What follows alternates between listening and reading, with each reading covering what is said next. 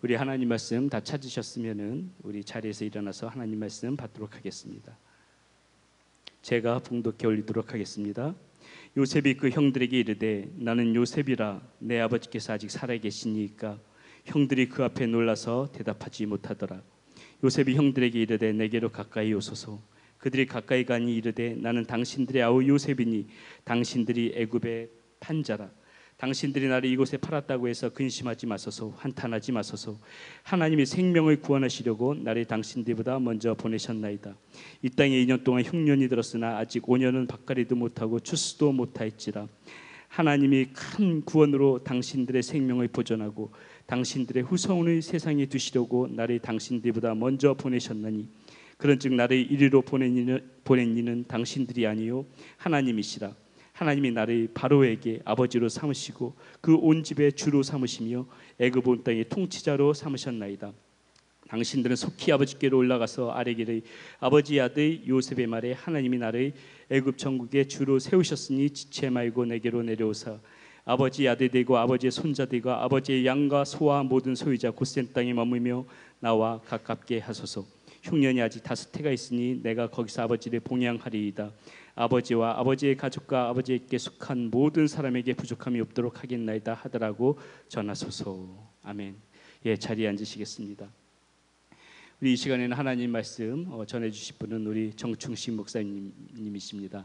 담임 목사님 우리가 방금 기도했던 것처럼 이 인근에 있는 주님의 기쁨 교회에서 말씀 집회를 인도하고 계십니다. 이 시간에 우리 정충식 목사님 말씀 증거해 주시겠는데 우리 정충식 목사님은 우리 세미학교에 출석하고 계신 목사님이시고요. 새 가족에서 섬기고 계시고 또한 그 바이블 스쿨 강사로 우리 세미학교에서 말씀을 가르치시는 그런 사역들을 감당하고 계신 목사님이십니다. 이 시간에 목사님 나오셔서 요셉 그에게는 특별함이 있었다라는 제목으로 하나님 말씀 증거해 주실 때 많은 은혜 받으시기 바라겠습니다.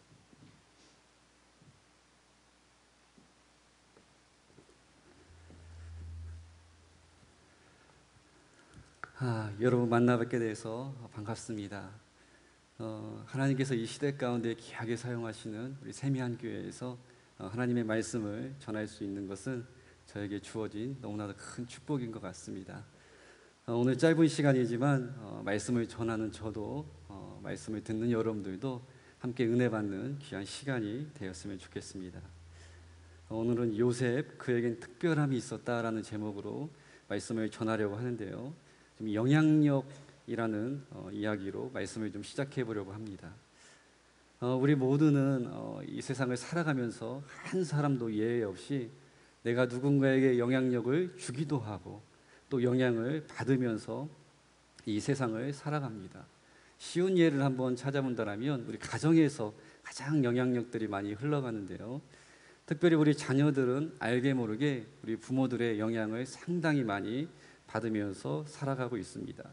그래서 우리 부모들이 아무 생각 없이 했던 행동 하나하나가 또한 무심코 던졌던 말 한마디 한마디가 아이들 마음 가운데 그대로 심어져서 우리가 어느 순간 딱 아이들을 바라보면 저거 내가 했던 행동인데 내가 자주 사용했던 말인데 라고 보면서 깜짝깜짝 놀랄 때가 심심치 않게 있습니다. 그만큼 우리들의 그런 행동들, 말들이 아이들에게 영향을 상당히 많이 주고 있다는 사실을 깨닫게 됩니다. 그래서 우리 부모들은 쉽지는 않지만 가능하다면 가정 안에서 아이들 보는 앞에서 화를 내거나 막 신경질을 내는 모습 그리고 매사에 불평하는 모습보다는 할 수만 있다면 여러분들처럼 이렇게 교회에 나와서 기도하는 모습 또 이렇게 정성껏 예배드리는 모습 또한 모든 일 가운데 감사하는 모습을 우리가 아이들에게 보여줄 때 우리들의 가정이 또한 우리가 속한 이 가문이 대대로 좋은 영향력들이 흘러서 하나님 기뻐하시는 명문 가문이 될 수 있다라는 것입니다. 그런데 여러분 가정 안에서만 영향력을 주고받는 것이 아니라 우리 교회 안에서도 이러한 원리는 동일하게 적용된다는 사실을 기억할 필요가 있습니다. 특별히 교회에 처음 나온 우리 새가족들은 어떻게 신앙생활을 해야 하는지 잘 모릅니다. 내가 어떻게 기도를 해야 하고 헌금 생활을 어떻게 해야 하는지 또 예수 믿는 사람으로서 어떻게 세상 가운데 살아가야 하는지 잘 모르는 분들이 다 새가족들입니다. 그래서 그분들이 교회에 처음 나오면 누구에게 여러분 신앙생활을 배울까요? 가장 가까운 우리 구역, 그러니까 목장 식구들, 때로는 나를 전도한 분들의 그런 신앙의 모습을 보고 신앙의 기초를 만들어 간다라는 것입니다. 내가 속한 목장에서 우리 목자들께서, 우리 목녀님들께서 어떻게 신앙생활을 하느냐, 그 모습을 그대로 바라보고, 또 우리 세미안교회 직분자이신 안수 집사님들의 삶을 보고, 또 우리 권사님들, 집사님들의 삶을 보면서 그들의 신앙을 만들어 간다라는 것입니다.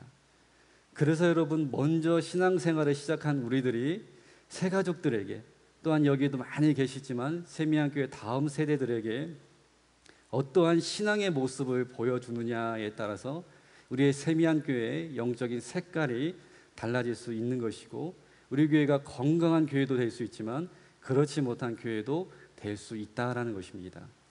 그래서 여러분, 우리는 가능하다면 마음속에 늘 이런 생각을 가지고 살아야 합니다. 나는 다른 사람들에게 좋은 영향력을 주면서 살아야겠다. 나는 예수 믿는 사람으로서 불신자들에게 정말 내 모습을 보면 예수님이 드러나도록, 정말 예수님의 모습이 조금이라도 보여지도록 예수님의 영향력을 흘려보내는 신앙인이 되어야겠다라는 그런 생각과 믿음을 가지고 그리스도인으로서 책임감을 가지고 살아가야 한다라는 것입니다. 오늘 본문에 보면 우리가 너무나도 잘 알고 있는 요셉이라는 인물이 등장하고 있습니다. 요셉은 여러분, 제가 더 설명하지 않아도 여러분 너무나도 잘 알고 있는 성경의 인물이고, 이미 많은 설교를 통하여서 요셉의 삶에 대해서 여러분 잘 알고 계실 것입니다. 대부분 요셉에 대한 교훈은 이런 것들이 있습니다. 요셉은 끝까지 하나님의 믿음을 지켰던 믿음의 사람이었다. 그리고 요셉의 삶을 보면 너무나도 많은 고난이 있었지만 그 고난 가운데 넘어지지 않고 끝까지 인내한 사람이었다. 또한 요셉은 많은 죄를 범할 수 있는 환경에 있었지만 하나님이 나를 보고 계시다라는 의식을 가지고 하나님께 득죄하지 않았던 하나님의 진정한 신앙인이었다라는 등등등의 교훈을 여러분 한 번쯤은 다 들어보셨을 것입니다. 그런데 저는 오늘 창세기에 나오는 이 요셉의 삶을 쭉 한번 묵상해 보면서 좀 다른 각도에서 요셉의 삶을 이렇게 한번 정의해 보고 싶습니다. 요셉은 믿음의 사람이었고 인내의 사람이었지만 이 모든 삶을 종합해 보니까 요셉은 가는 곳곳마다 좋은 영향력을 주었던 인물이었다라는 것입니다. 여러분 잘 아시는 대로 요셉의 삶은 결국 순탄하지가 않았습니다. 말 그대로 고난의 연속이었던 삶이 바로 요셉의 삶이었습니다. 그래서 창세기에 나오는 요셉의 삶을 추적해 보면 요셉은 크게 세 곳의 장소를 지나고 있는 것을 우리가 어렵지 않게 발견할 수가 있습니다. 처음에 요셉이 형들에 의해서 노예로 팔려가서 그의 삶의 장소가 되었던 것은 바로 보디발이라고 하는 군대 장관의 집이었습니다. 그것에 노예로 팔려가서 머무르게 되고요. 그곳에서 최선을 다해서 일했는데 보디발의 아내가 누명을 씌워가지고 그가 두 번째 삶의 장소가 옮겨지게 되는데 왕의 제수들이 갇혀있는 감옥으로 그의 삶의 현장이 한 번 더 바뀌게 됩니다. 그리고 마지막으로 한 번 더 그의 삶의 현장이 바뀌게 되는데 하나님께서 요셉에게 꿈을 잘 해석해주는 능력을 주셔서 그 당시 제일 강국이라고 할 수 있는 애굽이라는 나라의 왕 바로가 살고 있는 왕궁으로 그의 삶의 현장이 옮겨지고 있는 것을 우리가 볼 수 있습니다.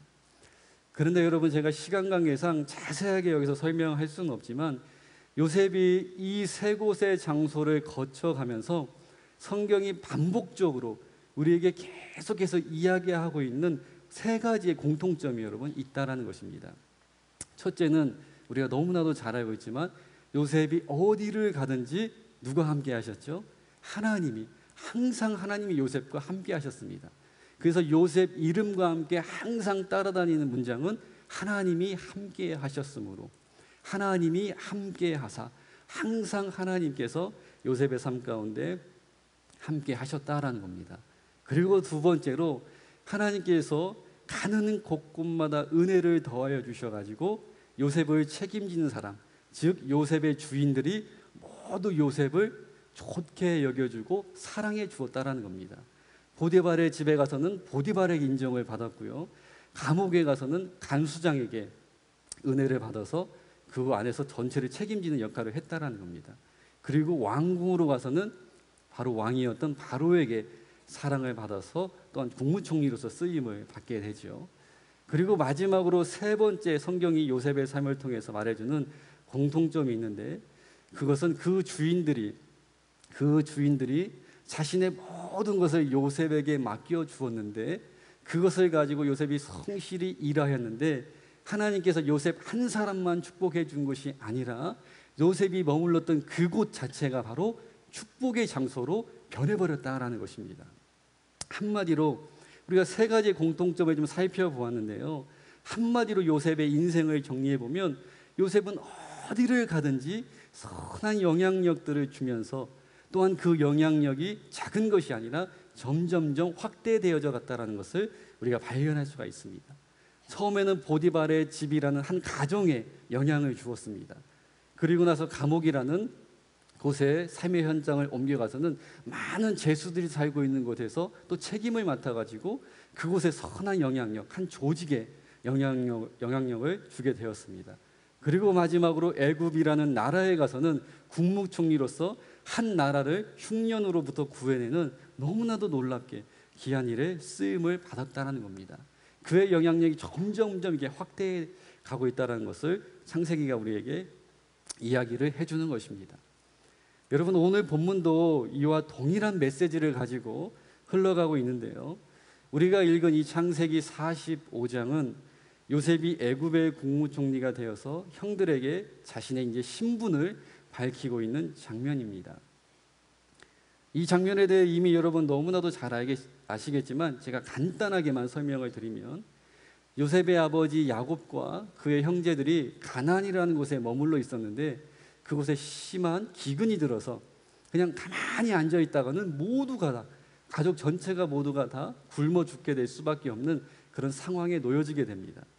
그래서 아버지 야곱이 아들들을 다 불러 모아서 이렇게 이야기를 합니다. 아들들아, 우리가 이대로 가만히 넋놓고 있다가는 다 굶어 죽게 생겼는데, 내가 소문을 들어보니까 저 애굽이라는 곳에 가면 양식을 좀 살 수 있다고 하더라.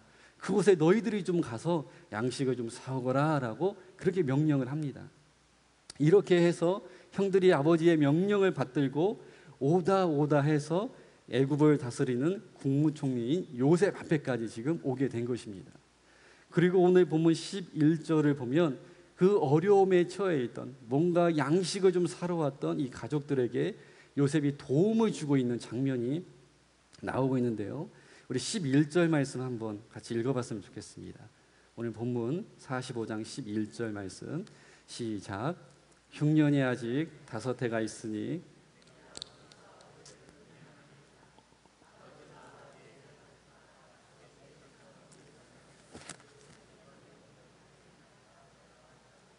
아멘. 방금 우리가 읽은 말씀에 보면 일시적으로 양식을 좀 사러 와서 그 양식을 가지고 어려움을 넘기기에 왔던 이 형들이 지금 어떻게 됩니까? 여러분들이 45장을 계속 읽어보시면 알겠지만 요셉이라는 이 동생 한 사람으로 인하여서 고센 땅이라고 하는 기름진 곳으로 이사도 할 수 있게 되었고, 앞으로는 이 어려운 기근 속에서도 온 가족이 입을 것 먹을 것 하나도 걱정할 것이 없는 풍족한 삶을 살게 되었다라는 겁니다. 그런데 우리가 단순하게 이 사실을 그랬구나, 12아들이 있었는데 요셉 한 사람이 출세해가지고 이 가정을 다시 한번 일으켜 세웠구나 라고 우리가 단순하게 이 본문을 읽고 넘어갈 수가 있지만, 조금 여러분들이 관심을 가지고 본문을 좀 깊이 묵상해 보면 너무나도 놀라운 사실을 한 가지 우리가 발견할 수가 있습니다. 여러분, 그게 무엇인지 아세요? 그것은 바로 이렇게 요셉의 도움으로 인해서 살아남은 야곱의 가정에서, 여러분, 야곱의 12아들을 통하여 무엇이 발생을 합니까? 무엇이 생겨나죠? 이스라엘의 12지파가 태어나게 됩니다. 그리고 그 12지파가 모여서 이스라엘의 민족을 이루게 되었고, 그 이스라엘 민족에서 이 인류를 구원하실 누가 탄생을 하게 되죠? 바로 예수님이 이 이스라엘 민족, 이 야곱의 가정을 통하여서 탄생하게 되었다라는 겁니다. 여러분, 결과적으로 보면 단순하게 우리가 봤을 때는 한 가정이 다시 한번 회복되었다라고 볼 수 있지만, 조금 더 깊이 하나님의 메시지를 우리가 본다면 요셉은 예수님의 구원의 역사를 준비하는 너무나도 귀한 디딤돌의 역할로 쓰임을 받게 되었다라는 겁니다. 그래서 저는 오늘 특별히 여러분들과 함께 이 요셉의 삶을 묵상하면서 과연 요셉에게는 무슨 믿음이 있었기에, 과연 이 요셉의 마음 가운데에는 어떠한 하나님의 마음이 가지고 있었기에 늘 그가 가는 곳마다 하나님이 함께 하셔서 선한 영향력을 끼칠 수밖에 없었는지, 그 비결, 그 진가를 딱 한 가지만 여러분들과 오늘 나누려고 합니다. 앞서 말씀드린 대로 요셉의 인생은 참으로 억울하고 괴로운 삶의 연속이었습니다. 다른 사람도 아니고 여러분, 요셉을 누가 노예로 팔아버렸습니까? 바로 피를 나눈 형제들에 의해서 버림받은 것도 참 불쌍한데 노예로 다른 나라로 팔려가게 돼버립니다. 그래, 이거는 어쩔 수 없으니까, 그래서 보디발의 집에 가서 요셉은 그곳에서 어떻게 해요? 최선을 다해서 일을 합니다. 자기에게 맡겨진 일들을 열심히 감당하는데 원치 않는 누명을 쓰여가지고 이제 차가운 감옥까지 가게 되는 너무나도 비참한 인생이 되어버린 것입니다. 그리고 감옥 안에서 하나님께서 주신 지혜로 다른 사람을 도와줬고 도움을 주면서 꼭 나 좀 기억해 달라고, 여러분들이 잘 되었을 때, 회복되었을 때 저를 좀 기억해 주세요라고 그렇게 부탁을 했는데, 이 사람들이 싹 입을 닦아버리고 2년 동안 요셉을 잊어버리는, 너무나도 이게 삶이 꼬여도 계속 꼬여가는 삶을 살았던 사람이 바로 요셉이었습니다. 여러분, 이 정도가 되면은요, 충분히 하나님을 여러분 의심할 수도 있고, 아니 하나님을 원망하여도 100번 이해가 되는 상황입니다. 하나님 저에게 그때 2번씩이나 큰 꿈을 보여주셨잖아요. 그때 꿈을 보여주셨던 하나님 지금 어디 계십니까? 하나님, 사람들은 몰라도 하나님은 제가 어디에 있었던지 최선을 다하고 하나님을 보기를 두려워했던 사람이었다는 것을 하나님 정말 잘 아시잖아요. 그런데 하나님, 왜 제 인생은 자꾸 이렇게 꼬여만 가는 것입니까? 왜 제 인생은 하나님 빛이 비추지 않고 계속 꼬여만 가는 거예요? 그리고 마지막에 이렇게 하나님께 질문할 수 있겠죠. 하나님, 과연 하나님은 살아 계시는 겁니까? 이렇게 요셉이 따지면서 한숨을 쉬고 있다 하여도 우리 역시 비슷한 삶과 경험을 했기 때문에 충분히 요셉의 삶 가운데 공감을 할 수 있을 것입니다. 그런데 여러분, 오늘 본문을 자세하게 읽어보면 이러한 우리의 예상과는 달리 요셉이 다른 고백, 정말 요셉의 믿음의 진가가 드러나고 있는 고백을 본문에서 하고 있는 표현을 우리가 발견할 수가 있습니다. 그것은 바로 본문 5절과 7절에 나오는 먼저 보내셨나이다 라는 고백입니다. 5절과 7절에 보면 반복적으로 먼저 보내셨나이다 라는 고백을 요셉이 하고 있습니다. 조금 더 자세하게 풀어서 말씀을 드리면 5절과 7절에서 요셉은 형들에게 이렇게 고백을 하고 있는 것입니다. 형님들, 과거에 형님들이 모의해서 나를 미워해 가지고 이곳에 팔았다고 해서 후회하시거나 지금 제가 국무총리가 되었다고 해서 저를 두려워하지 마세요. 형님들이 모의해서 형님들의 힘으로 나를 판 것 같지만 형님들이 판 것이 아니라 하나님께서 나의 생명을 지키실 뿐만 아니라 형님들의 후손을 보존하기 위해서, 하나님의 구원의 역사를 쓰시기 위해서, 하나님의 놀라운 역사를 이루기 위해서 나를 이곳에 뭐한 거라는 거예요? 먼저 보내신 것입니다 라고 선포하고 있다는 것입니다. 여러분, 오늘 본문에 뿐만 아니라 창세기 50장 20절로 가보면 요셉이 역시 동일한 고백을 하고 있음을 우리가 알 수가 있습니다. 50장 20절에 보면 이렇게 요셉이 고백을 하죠. 형님들은 나를 해하려 하였으나 하나님은 그것을 선으로 바꾸사 오늘과 같이 많은 백성의 생명을 구원하는 일로 사용하셨습니다 라고 동일한 고백을 합니다. 여러분, 쉽게 정리해서 말씀을 드리면 인간적인 시각으로 보면 요셉이 지금까지 겪었던 13년의 고난의 시간은 허송세월인 것 같고 말 그대로 고생만 정말 많이 한 것 같고 너무나도 괴롭고 원망할 수밖에 없는 상황이지만 요셉의 마음에는 여러분 무엇이 있었다는 거예요? 나는 지금 팔려가는 것 같고 지금 오해를 받아가지고 감옥에 들어가는 것 같지만 내가 지나온 모든 과정은 지금 바로 이 순간을 이루기 위한 하나님의 철두철미한 계획 가운데 있었다라는 그런 믿음을 담긴 고백을 요셉이 하고 있다라는 것입니다. 사랑하는 여러분, 우리가 바로 여기에서 요셉이 형통할 수밖에 없고 정말 요셉이 가는 곳곳마다 하나님이 함께 하셔서 선한 영향력을 흘려보낼 수밖에 없는 중요한 비결 한 가지를 여러분 발견할 수가 있습니다. 그것이 여러분 무엇이에요? 그것은 바로 요셉의 마음속에는 어떠한 상황 속에서도 무슨 문제를 만나도 하나님을 믿는 사람에게는 절대로 우연이 없어. 나는 잘 모르지만 분명히 이 순간에도 하나님의 그 철두철미한 계획은, 그 하나님의 선하심은 지금도 진행되고 있는 거야 라고 모든 일을 하나님에게 시각을 맞추어서 그분을 향한 절대적인 믿음을 소유하고 있었다라는 것입니다. 지나온 모든 시간들을 볼 때에, 정말 지나온 나의 삶을 회상해 볼 때에 정말 가시밭길과 같은 아픔에 계속된 순간이었지만 도무지 이해가 되지 않는 수수께끼와 같은 사건들이 계속해서 나의 삶을 막고 또 막았지만 요셉은 하나님을 한 번도 원망하거나 하나님을 절대로 의심하지 않고 하나님은 절대로 실수가 없으신 분입니다. 하나님은 한 번도 나를 실망시킨 적이 없으신 분이십니다. 하나님, 내가 지금은 고난의 골짜기 가운데 걸어가고 있지만 하나님께서 이 모든 상황을 역전시켜서 나를 최후의 승리자로 만들어 주실 줄로 믿습니다 라는 하나님을 향한 절대적인 믿음과 확신이 요셉 안에 분명히 간직되어 있었다라는 것입니다. 사랑하는 여러분, 저는 이 시점에서 여러분에게 한 가지 질문을 드리고 싶습니다. 여러분 마음속으로 한번 진지하게 대답해 보셨으면 좋겠어요. 여러분, 우리가 믿는 기독교, 이 기독교의 진정한 능력이 무엇일까요?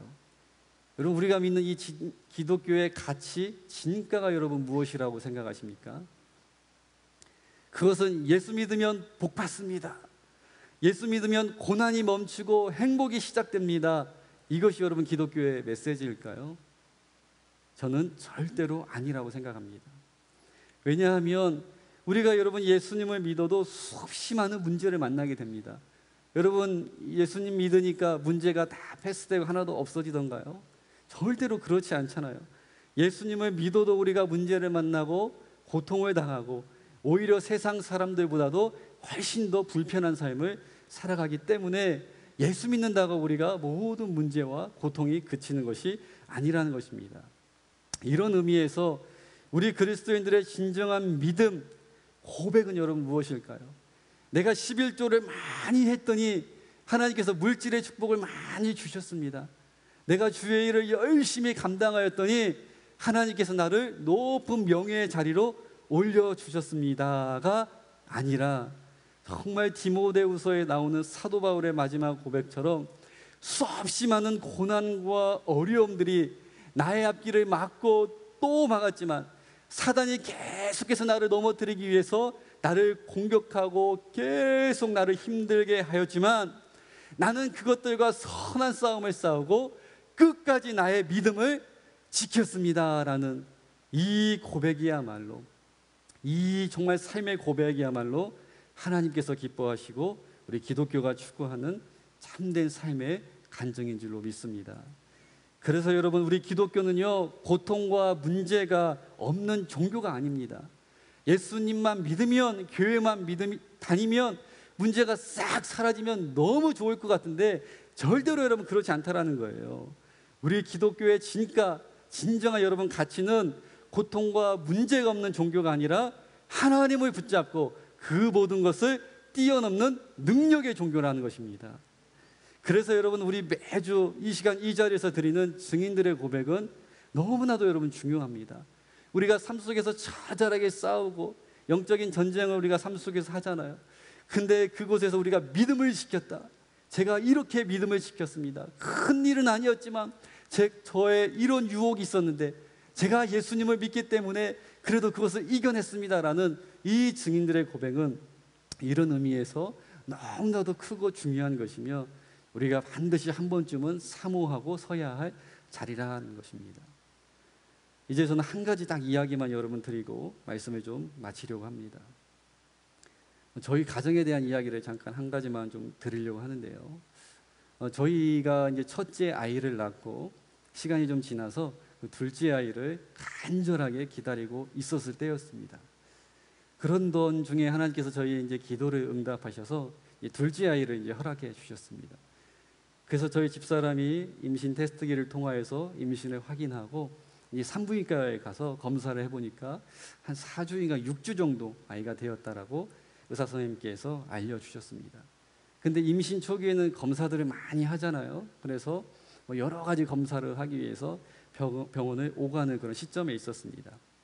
그리고 이제 그 소식을 듣고 한 2주 정도 지나서 토요일 날이었었는데 토요일에 이제 병원에 가서 검사를 받는 날이어서 의례적으로 이제 초음파를 보고 있었습니다. 그런데 의사 선생님께서 초음파를 보고 계시는데 좀 범상치 않는 좀 이상한 표정을 지으면서 좀 몇 가지 검사만 좀 더 해봅시다라고 갑작스럽게 그렇게 이야기를 했습니다. 그래서 이것저것 뭐 다양한 장비를 동원해서 검사를 쭉 해본 후에 선생님께서 말씀하시기를 지난주까지 한 2주 전까지만 해도 분명하게 아이가 보였는데 지금 아무리 찾아봐도 아이가 보이지 않는다라는 것입니다. 그래서 많은 장비를 동원해서 계속 자세하게 들여다봤는데도 아이가 작긴 하지만 보이지가 않는다라는 거예요. 그래서 선생님께서 판단하시기를 아무래도 자궁 외에 임신이 된 것 같으니 이런 경우에는 산모가 매우 위험해질 수 있기 때문에 바로 수술을 해야 한다라는 것이었습니다. 여러분 무슨 수술일까요? 이 아이를 지우는 중절 수술을 당장 해야 한다라는 것이 의사 선생님의 판단이었습니다. 그래서 한마디 덧붙이시기를 만약에 오늘 낮에 왔다라면 지금 바로 수술을 했을 텐데 오늘은 토요일이고 늦은 오후에 오셨기 때문에 당장 수술을 할 수 없기 때문에 내일 아침에 주일날 아침에 일요일 아침에 금식하고 와서 수술을 아침 첫 타임에 합시다라고 그렇게 이야기를 하셔서 저희 아내는 뭐 얼떨결에 아이 초음파 사진 받으러 갔다가 뭐 아이를 지워야 한다는 청천벽력과 같은 소식을 듣고 그냥 눈물만 흘리면서 그렇게 수술 날짜를 잡고 저에게 이제 연락이 왔습니다. 그래서 제가 이제 청년부 예배를 그때 섬기고 있어서 끝나고 아내를 이제 데리러 가는데 이 소식을 다 전화로 이제 들었죠. 그래서 제가 한 20분 정도 운전하면서 아내를 이제 태우러 가는데 얼마나 제 마음이 이렇게 속상한지 너무 이게 마음이 이게 어려운 거예요. 그래서 제 마음 깊은 곳에서 막 하나님을 원망하고 싶은 마음. 정말 하나님이 이 앞에 딱 계시면 막 하나님을 붙잡고 막 따지고 싶은 그런 마음이 제 안에 막 올라오는 거예요. 하나님, 차라리 데려가실 거면 주시지를 봐야지. 왜 하나님 왜 주셔가지고 그 아이를 하나님 다시 데려간다고 말씀하십니까? 하나님 다른 가정도 아니고 주의 일에 평생 헌신한 왜 주의 종 가정에 하나님 이런 어려움을 하나님 주시는 겁니까? 하나님 도저히 전 이해할 수가 없습니다. 아니 이해하기도 하나님 싫어요. 그렇게 하나님을 향해서 막 고함이라도 치고 싶은 그런 어려운 마음이 제 안에 계속해서 올라왔던 것 같습니다.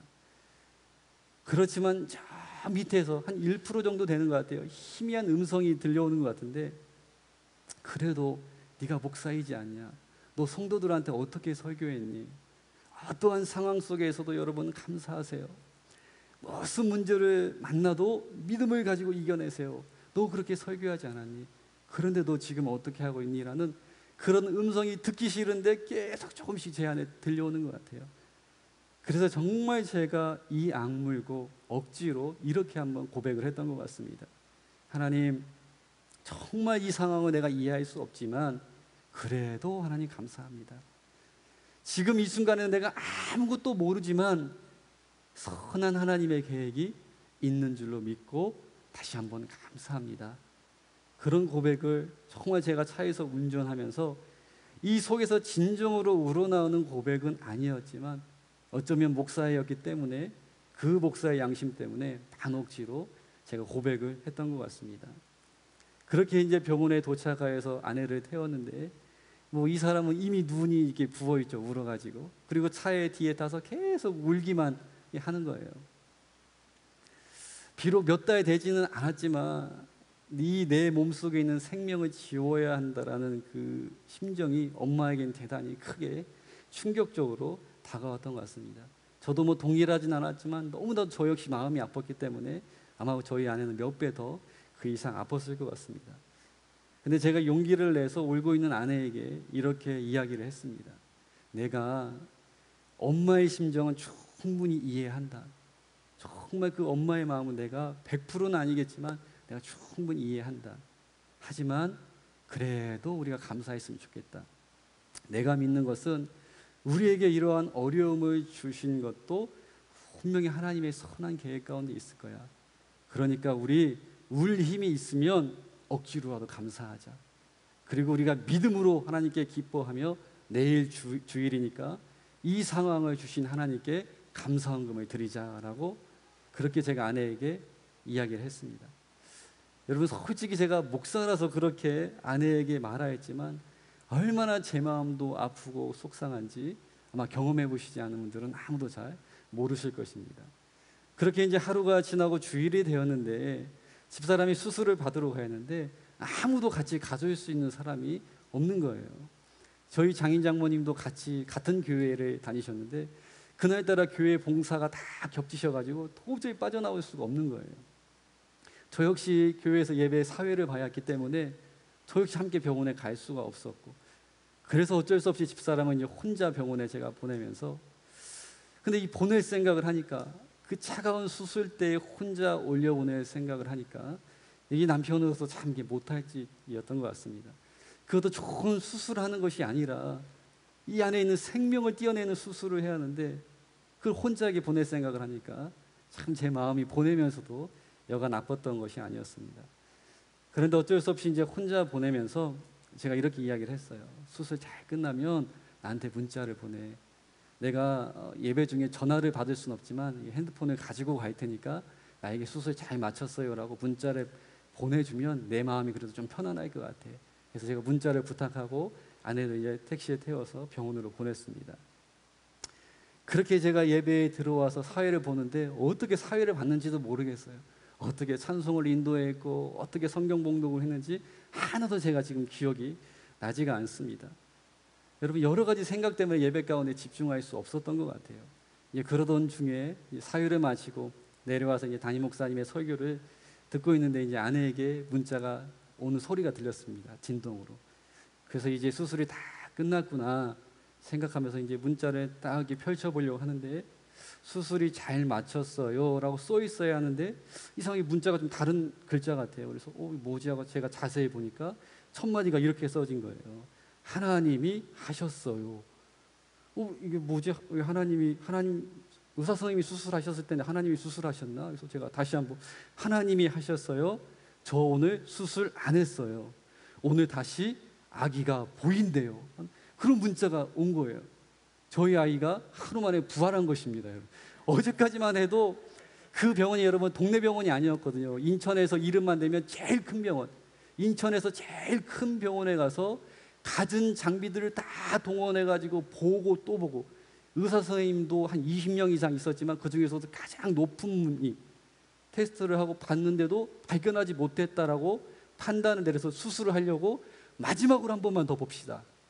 그렇게 하고 한번 쳐다봤는데 아이가 하루 만에 딱 부활해가지고 떡하니 여러분 나타난 것입니다. 그래가지고 여러분 수술도 안 하고 너무 멀쩡한 기쁜 마음으로 저희 아내가 돌아온 것입니다. 여러분은 지금 남의 일이기 때문에 웃고 계시지만 저는 그때 정말 예배 중에 기절하는 줄 알았습니다. 그 문자 보고. 그리고 정말 경험해보진 않았지만 천국과 지옥을 오가는 그런 심정이었던 것 같습니다. 그렇게 해서 태어난 저희 둘째 아이가 벌써 5살이 되었고 얼마나 저희 가정에 기쁨을 주는지 얼마나 애교가 많은지 그 아이를 볼 때마다 저는 이 일이 생각나서 다른 아이들도 이쁘지만 정말 이 일 때문에 하나님께 특별히 감사하고 있습니다. 사랑하는 여러분, 혹시 여러분들도 지금 고난의 터널을 여러분 지나고 계시는 분 계십니까? 너무 힘이 들어가지고 기도조차 할 수 없는, 아니 기도조차 하기 싫은 그런 낙심 가운데 여러분 지쳐있는 분 있으세요? 그렇다면 여러분의 눈을 그 문제 가운데 집중하지 마시고 다시 한번 요셉의 고백을 떠올려 보시기를 바랍니다. 여러 사람들과 문제들은 나를 계속해서 넘어뜨리려고, 나를 해하려고, 어떻게든 하나님으로부터 나를 떠나게 하려고 계속해서 나를 시험하였으나 그 모든 문제들은, 그 모든 상황들을 하나님께서 사용하셔서 그것들을 선으로 바꾸사 나의 생명을 구원하는 일에 사용하였습니다. 여러분, 이 요셉의 고백을 다시 한번 기억하시기를 바랍니다. 사랑하는 여러분, 하나님께서는 여러분들이 세미 안에 또 다른 요셉이 되기를 원하십니다. 너무 힘이 들고 괴롭지만 그 순간에도 1%의 의지를 들여서라도 하나님을 기억하고 하나님 중심으로 해석하고, 신실하신 하나님은 지금도 나를 붙잡고 계셔, 나는 연약하여서 보이지 않지만 내 뒤에서 나를 밀어주고 계시고 내 위에서 이미 역사하고 계시는 그 하나님, 그 신실하신 하나님을 붙잡을 수 있는 요셉을 지금도 찾고 계시다라는 겁니다. 여러분, 이제 말씀을 마치려고 합니다. 사랑하는 성도 여러분, 요셉과 같이 좋은 영향력을 주는 그러한 인물이 되고 싶으세요? 정말 하나님과 사람들 앞에서 정말 뭔가 다른, 정말 저분을 보면 예수님의 향기가 드러난다, 저분 보면 예수님 같아, 여러분 그런 소리를 들을 수 있는 뭔가 특별한 삶을 살고 싶으세요? 그렇다면 요셉과 같이 전적으로 하나님을 신뢰하시기를 바랍니다. 어떠한 문제가 내 앞에 온다 하여도 1%도 실수가 없으신 하나님, 단 한 번도 나를 실망시키지 않으시는 하나님, 오히려 나보다 나를 더 잘하시는 우리 창조주 하나님의 능력을 100% 믿으시기를 바랍니다. 여러분, 그거 아세요? 우리가 하나님을 99% 신뢰하고 1% 의심하면 그것은 여러분 하나님을 불신하는 것입니다. 여러분, 물이 99도가 되어도 절대로 끓지 않고 100도가 딱 되어야지만이 끓기 시작하듯이, 우리가 하나님을 요셉과 같이 99%만 믿는 게 아니라 100% 하나님을 신뢰하는 믿음을 가질 때에 그 하나님 우리 가운데 역사하셔서 우리가 가는 곳곳마다 하나님이 함께 하셔서 좋은 영향력들을 흘려보내게 하고 우리의 삶이 요셉과 같이 간증의 삶, 축복의 삶, 축복의 인물로 삼아주신다는 사실을 다시 한번 믿으시기를 바랍니다. 그래서 바라기는 우리 세미함교회 모든 성도들은 어떠한 상황 속에서도 낙심하거나 절망하지 않고 천국 가는 그 순간까지 믿음으로 승리하는 성숙한 그리스도인들 다 될 수 있기를 간절히 소망합니다. 기도하겠습니다. 좋으신 하나님, 우리의 어떠함과 상관없이 늘 우리 삶 가운데 함께 해주셔서 감사합니다. 지금까지 주님, 우리는 내 눈앞에 문제만을 바라보았다라면 이제는 나의 등 뒤에서 그리고 나의 위에서 역사하시는 신실하신 하나님을 바라보기를 원합니다. 요셉과 같이 모든 문제를 나 중심이 아닌 하나님 중심으로 바라보아 내가 속한 가정과 직장과 사업장에서 예수 그리스도의 영향력을 흘려보낼 수 있는 세미안의 모든 성도들이 될 수 있도록 함께하여 주시옵소서. 예수님의 이름으로 간절히 기도드립니다. 아멘.